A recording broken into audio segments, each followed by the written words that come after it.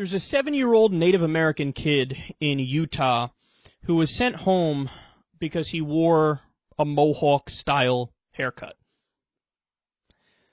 Now, the story actually gets even more sad, if that's possible, because it's not like he was just wearing it because he liked it, and again, there'd be nothing wrong with that either. But he was wearing it, or his parents told the barber to give him that haircut, because it's actually kind of traditional in their culture. Now, this is clearly not an area where, like, you know, one culture is right, one culture is wrong. No, this is a case of it's just a different thing. No hairstyle is superior or inferior. I mean, some could be a little weirder or whatever, but none of that really applies here. It's just a slightly different haircut than what people usually wear in this area or in this school district. So Huffington Post reports on this. They say, school staff sent him to the office claiming his Mohawk hairstyle violated school policy.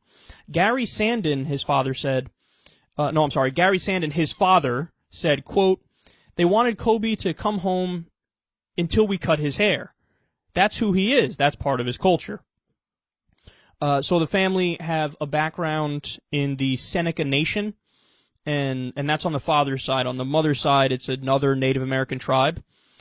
Kobe is in 2nd grade at Arrowhead Elementary School in the city of Santa Clara. Quote, administrators say the boy's hairstyle violated school policy and he needed to change it. The school's online handbook does not mention any specific hairstyles, but simply states that extremes in body piercings, hairstyles, and hair colors may be considered a distraction or a disruption. So this is the part that really gets under my skin. Apparently, the parents told the school officials that the haircut is a cultural thing, and they disagree, that this is some sort of an issue. And then the school said, well, you need to bring in proof, which is crazy. But they said, okay, we'll bring in our tribal cards to show, hey, you know, we have Native American tribes, there's backing to this. And they go, no, we won't even accept that. You need documentation from a tribal leader. So bottom line here, the school district, you're just being dicks. You're just being dicks. I mean, again, even if it wasn't for cultural reasons and there wasn't a history behind it as to why the kids were wearing the haircut, still let it go. But then if they have that cultural backing, and again, this isn't a case where, like, your culture is wrong for that, it's just a different look, well, then that makes it even more fucked up. So this, I hate to say it, but it's a clear example of people just feeling like something is slightly different, I'm not used to it, therefore, it must be wrong. And that's a terrible way of thinking.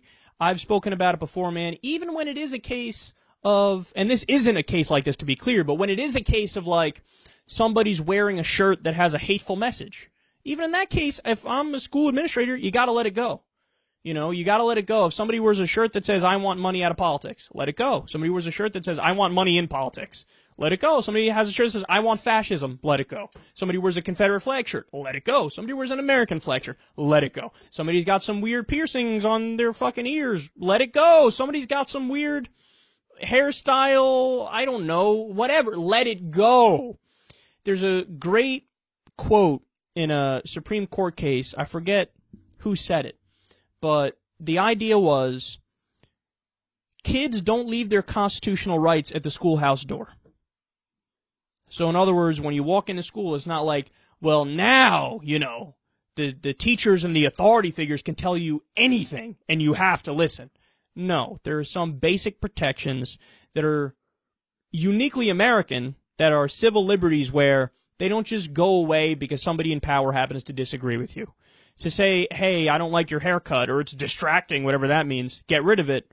No, you're the prick. You're the one that's infringing on that kid's rights and that family's rights, and you should apologize and right this wrong.